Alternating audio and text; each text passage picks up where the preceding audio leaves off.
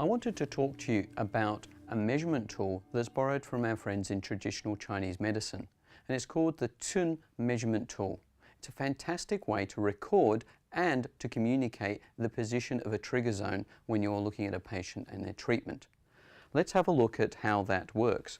It's a proportional measurement tool. So if you looked at this area of the body, the forearm, for example, and we're on the anterior surface of the forearm, the distance from the elbow crease in the cubital fossa here and the wrist crease is known as 12 cun.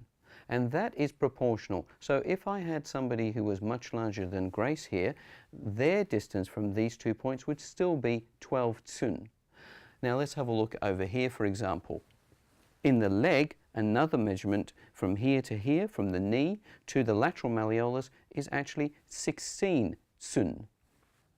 It's also useful to note that you can use your own hands, which is really important. This is how it all works. Your own hands to describe a measurement and therefore record and communicate where a trigger zone might be.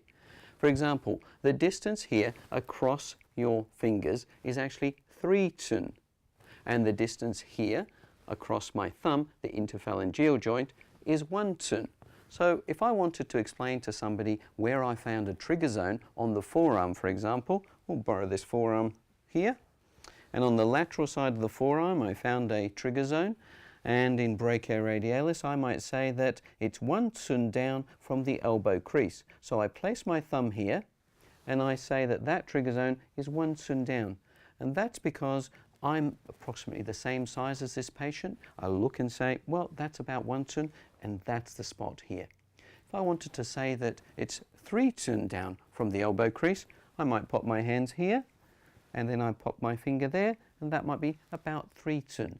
And I may make adjustments depending on their proportion compared to me. It's important to remember, though, that this is only a proportional measurement and not an exact measurement. And it's only used as a guide. Try to find the points using your own palpation, which is great because that's what you do every day of the week anyway.